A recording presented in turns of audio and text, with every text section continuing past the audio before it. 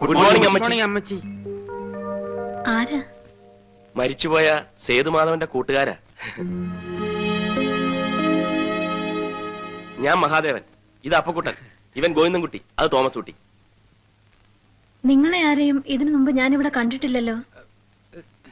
ഇങ്ങനെ ഫ്രണ്ട്സ് ഉള്ളതായിട്ട് സേതു പറഞ്ഞിട്ടുമില്ല. അയ്യോ, സത്യമായിട്ട് ഞങ്ങൾ സേതുവിന്റെ കൂട്ടുകാരാ, ക്ലോസ് ഫ്രണ്ട്സ്. അല്ലാതെ ഇങ്ങോട്ട് പറയ്. അമ്മച്ചി, ഞങ്ങളെ പറ്റി ഒന്നും അമ്മച്ചിയോട് പറഞ്ഞു കാണില്ല, പക്ഷെ അമ്മച്ചിയെ കുറിച്ചെല്ലാം ഞങ്ങളോട് പറഞ്ഞിട്ടുണ്ട്. കഴിഞ്ഞ ക്രിസ്മസ് രാത്രിയല്ലേ സേതു ഇവിടെ വന്ന് കയറിയത്? അതുമുതൽ എല്ലാം അവൻ ഞങ്ങളോട് പറഞ്ഞിട്ടുണ്ട്.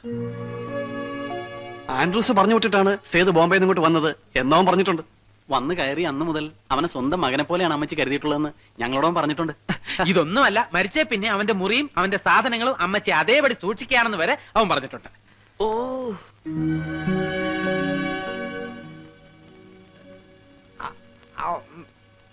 പറഞ്ഞിട്ടില്ല അല്ലേ? മിണ്ടാരിടാ. ഇവൻ പറയുന്ന നോക്കണ്ട. ഇവനിപ്പോ ഇങ്ങനെ സേതുവിന്റെ മരണത്തിന് ശേഷം ഇവന്റെ സമനില ആകെ തകർന്നിരിക്കുക. എന്ത് ചെയ്യാൻ അമ്മച്ചി?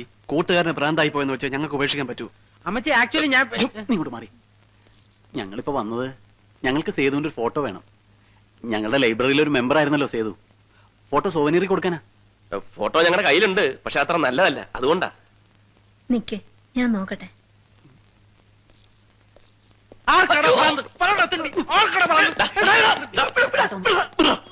വായി തോന്നിയൊക്കെ വിളിച്ചു പറഞ്ഞിട്ട് അവര് കഴുത്തേക്കാർ പിടിച്ചാൽ മതിയല്ലോ.